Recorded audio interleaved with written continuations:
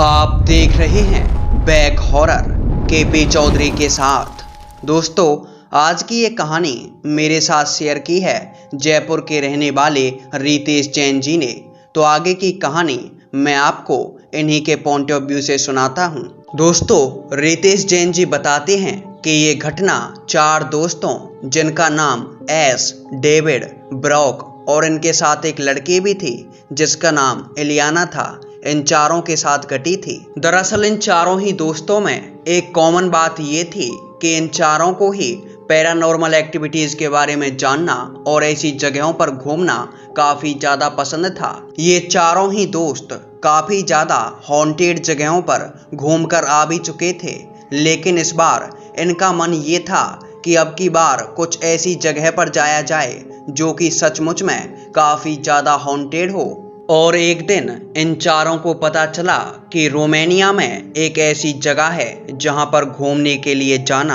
काफ़ी ज़्यादा खतरनाक साबित हो सकता है। दरअसल इनको पता चला था रोमानिया में स्थित एक प्रसिद्ध म्यूजियम के बारे में जिसका नाम था ब्रेन कैसल। जब इन चारों ही दोस्तों को ब्रेन कैसल के बारे में पता चला तो ये चारों ही ब्रेन कैसल जाने के लिए तैयार हो गए और इन्होंने वहां पहुंचने की तैयारियां काफी ज्यादा तेज कर दी। रोमानिया पहुंचने के बाद इन चारों ने एक कैब बुक की और ये सभी निकल पड़े ब्रेन कैसल घूमने। जब ये चारों ही ब्रेन कैसल के गेट पर पहुंचे तो इन्हें वहां पर एक गार्ड नजर आया और उसके साथ ही ब्रेन कैसल के दरवाजे पर यह साफ साफ लिखा हुआ था कि इस म्यूजियम में रात के टाइम रुकना बिल्कुल मना है, इसलिए शाम होते ही सभी को इस कैसल से बाहर निकल आना है। लेकिन जब इन चारों ने उस गेट पर लिखी हुई वार्निंग को पढ़ा तो एकदम से ब्रॉक ने गेट पर खड़े हुए गार्ड से पूछा, क्यों सर, रात को रुकना यहाँ पर मना क्यों है? ब्रॉक की इस बात को सुनकर गेट पर खड़ा हुआ वो गार्ड बोला, बेटे पता नहीं क्या, यहाँ पे रात को रुकना गवर्नमेंट की तरफ से ही मना है, क्योंकि यहाँ पर अगर कोई रात में एक बार रुक गया तो उसकी लाश अगले दिन इस म्यूजियम में ही पाई जाती है, वो भी बिना खून के साथ। जब ब्रॉक ने उस गार्ड की बातें सुनी तो ब्रॉक एकदम से हैरानी से बोला, अरे अंकल, ऐसा थोड़ी होता है, ये पुराने जमाने की बातें हैं और अब तो ना ड्रैकुला है और ना ही कोई भूत प्रेत, तो हम तो इसके अंदर रात को भी रुकेंगे और हो सकता है कि अगली सुबह ही बाहर निकलें, तो आप यहाँ पे ना गेट वेट लगा के निकल जाना। ब्रॉक की ये बात सुनकर गार्ड बोला, बेटे ऐसा है, यहाँ पे रात को रुकने की कोई ज़रूरत नहीं है, जैसे ही शाम होती है मैं विसल बजा दूंगा और उसके बाद आप बाहर निकल आना, इसी में आपकी भलाई है, वरना खामोखा मारे जाओगे। इसके बाद वो चारों ही दोस्त हंसते हुए ब्रेन कैसल के अंदर चले जाते हैं और जब वो उसके अंदर घुसते हैं तो देखते हैं कि वो बिल्कुल भी डरावना दिखाई नहीं दे रहा था, क्योंकि अब वो एक म्यूजियम था और वहाँ पर काफ़ी सारे टूरिस्ट थे जो कि उस कैसल को देखने के लिए वहाँ पर आए हुए थे। तो इन सभी ने उसके अंदर एंजॉय किया और वहाँ पर रखी हुई काफ़ी सारी चीज़ों को देखा। उस कैसल में रखी हुई काफ़ी सारी चीज़ों को देखने के बाद और उस म्यूजियम में काफ़ी ज़्यादा देर तक घूमने के बाद उन चारों ने ही एक प्लान बनाया कि क्यों ना गार्ड से छुपकर रात को इस कैसल में रुका जाए और देखा जाए कि आखिर इसके बारे में जो बातें कही जाती हैं वो सच हैं या फिर गलत। जैसे ही शाम होती है और वो गार्ड अपनी बिसिल बजाता है तो सभी टूरिस्ट वहां से एक एक करके बाहर निकलने लगते हैं, लेकिन ये चारों ही दोस्त गार्ड की नज़रों से बचकर उस कैसल के अंदर छिप जाते हैं। लेकिन जब तक दिन था तब तक तो सब कुछ ठीक चल रहा था, पर जैसे ही रात होती है तो वो म्यूजियम एक हॉन्टेड प्लेस में बदल जाता है। उसके अंदर रखी हुई सभी चीज़ें मानो कि जैसे कहीं गायब ही हो गई हों और वो कैसल अब पूरी तरह से बदल चुका था। दरअसल जब रात हुई थी तो ये चारों ही दोस्त उस कैसल में अलग अलग जगहों पर घूम रहे थे कि तभी डेविड को इलियाना के जोर से चिल्लाने की आवाज़ सुनाई देती है और वो उसी दिशा में भागता है जिस दिशा से उसे वो आवाज़ आई थी। और जब डेविड इलियाना के पास पहुंचता है तो उसे पता चलता है कि एलियाना का एक बड़ा सा आदमी उसकी गर्दन पकड़कर खून चूस रहा है और इसके बाद वो आदमी एलियाना के शरीर में घुस चुका था। यानी कि वो बड़ा सा आदमी एलियाना के शरीर के अंदर ऐसे प्रवेश कर गया था मानो कि वो कोई प्रेत आत्मा हो। और जब उस आदमी ने एलियाना के शरीर के अंदर प्रवेश किया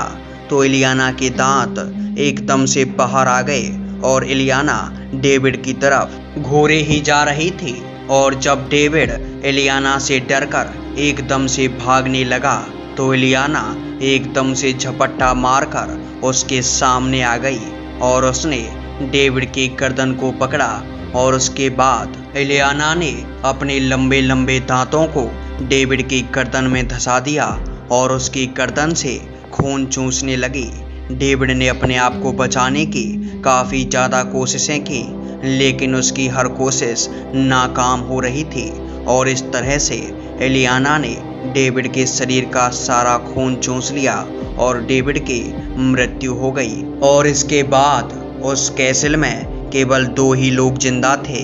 एस और ब्रॉक, और उन दोनों को ही उस कैसल के अंदर एकदम से माहौल बदलता हुआ नजर आया और उन्हें उस कैसल में काफ़ी ज़्यादा डराने वाली चीखें सुनाई देने लगीं। एस और ब्रॉक दोनों ही उस कैसल में एक ही जगह पर आकर मिले और एस ब्रॉक से बोला, भाई इस म्यूजियम में रहना मुझे कुछ ज़्यादा अच्छा सा नहीं लग रहा है, चल यहाँ से निकलते हैं। और डेविड और एलियाना कहाँ पे हैं? इसके बाद ब्रॉक एस से कहता है, भाई डेविड और एलियाना यहाँ पे नहीं है, मुझे तो लगा था कि तेरे पास हैं, चल पहले उनको ढूंढते हैं और उसके बाद निकलते हैं इस कैसल से। और वो दोनों ही दोस्त अपने दोस्तों एलियाना और डेविड को ढूंढने के लिए उस कैसल में इधर उधर हो जाते हैं। और जब वो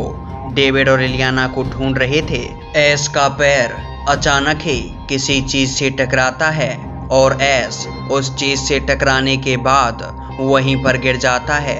गिरने के बाद एस को पता चलता है कि यहाँ पर डेविड लेटा हुआ है और एस अपने दोस्त डेविड से कहता है, अरे भाई डेविड, तू यहाँ पर क्यों लेटा हुआ है, चल यार इस कैसल से बाहर निकलते हैं, ये कोई सोने की जगह थोड़ी है। उसके बाद जब एस बार बार उसे जगाने की कोशिश करता है लेकिन डेविड फिर भी नहीं जागता तो एस की नज़र एकदम से डेविड की गर्दन पर जाती है जहाँ से काफ़ी ज़्यादा खून निकल रहा था। तभी एस समझ जाता है कि शायद उसके दोस्त डेविड की मृत्यु हो चुकी है और वो ड्रैकुला वैम्पायर वाली बात शायद सच हो सकती है। इसलिए वो एकदम से चिल्लाता है और अपने दोस्त ब्रॉक को आवाज़ लगाता है। ब्रॉक भी अपने दोस्त एस की आवाज़ सुनने के बाद वहीं पर भागा चला आता है। इसके बाद जब ब्रॉक को पता चला कि उसके दोस्त डेविड की डेथ हो चुकी है तो वो काफ़ी ज़्यादा डर गया और एकदम से चिल्लाते हुए अपने दोस्त एस से बोला कि अब जल्दी से एलियाना को ढूंढो और हम तीनों ही इस कैसल से बाहर निकल जाते हैं। लेकिन जैसे ही ब्रॉक ने एलियाना का नाम लिया तो एकदम से वो कैसल एलियाना की आवाज में गूंज उठा, मुझे ढूंढ रहे हो पर मैं तो यही हूँ तुम्हारे बिल्कुल पास। और इन गूंजती हुई आवाजों को सुनकर ब्रॉक और एस दोनों ही समझ चुके थे कि ये आवाजें शायद एलियाना की हैं, लेकिन अब वो भी डेविड की तरह ही मर चुकी है। और इसके बाद ब्रॉक एस से डरते हुए बोला, भाई एस जल्दी निकल ले यहाँ से, वरना ये एलियाना और डेविड की आत्मा हम दोनों को भी मार डालेगी। लेकिन जब ब्रॉक ने एस से ऐसा कहा तो एकदम से उस कैसल की दीवारों से फिर से आवाजें आने लगीं। कौन एलियाना, कौन डेविड, मुझे नहीं जानते क्या? ये कैसल मेरा है और जब तुम चारों यहाँ पर घुसे थे तभी तुम चारों के ऊपर मेरा कब्जा हो चुका था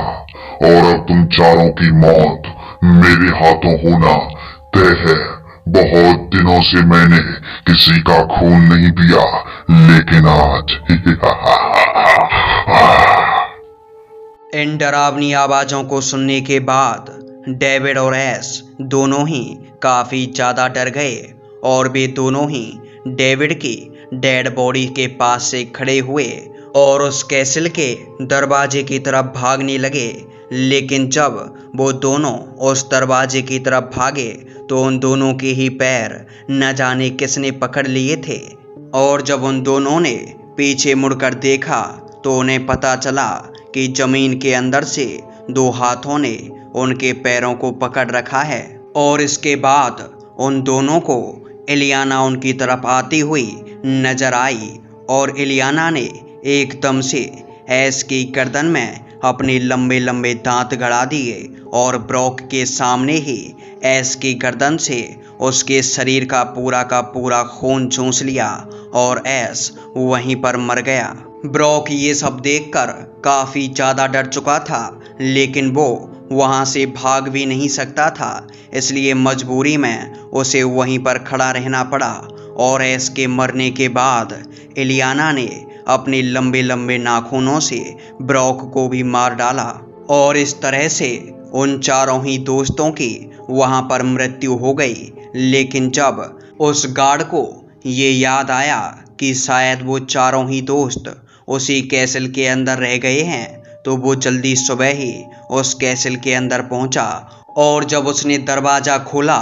तो उसने देखा कि डेविड, ऐश और ब्रॉक तीनों की डेड बॉडी गेट के ठीक सामने ही पड़ी हुई है और उनके पास बैठकर इलियाना काफ़ी तेज रोए जा रही थी। वो गार्ड इलियाना के पास पहुंचा और उसने दुख भरी आवाज़ में इलियाना से कहा,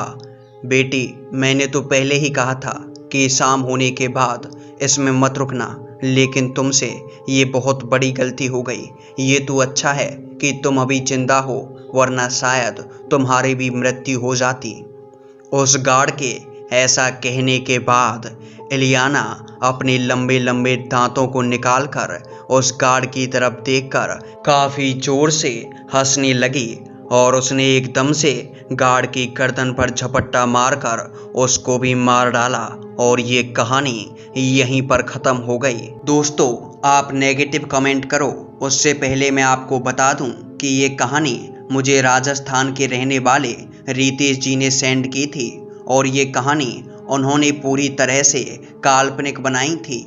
मतलब ये कहानी उन्होंने अपने माइंड में क्रिएट की थी और वो चाहते थे कि इस कहानी को मैं अपने चैनल पर प्रेजेंट करूं। तो मुझे नहीं पता कि उन्होंने जिस तरह से मुझे कहानी भेजी थी उस तरह से मैं इस कहानी को एक्सप्लेन कर पाया हूं या नहीं। और आपको बता दूं कि इस YouTube चैनल पर ड्रैकुला वैम्पायर से रिलेटेड एक वीडियो हर संडे को आने वाली है, यानी कि यूँ कहूँ कि इस चैनल पर ड्रैकुला वैम्पायर की एक पूरी की पूरी सीरीज ही अपलोड होने वाली है, जिसमें आपको पता चलेगा कि आखिर ड्रैकुला वैम्पायर कौन था और कैसे ये ड्रैकुला बना और इसका कहर रोमानिया से लेकर इंग्लैंड तक कैसे था। और आज भी इंग्लैंड में 52-53 सालों के बाद इस ड्रैकुला की हंसने की आवाज़ें सुनाई देती हैं। तो इसके पीछे के राज आखिर क्या थे, पता चलेगा आपको इस ड्रैकुला वाली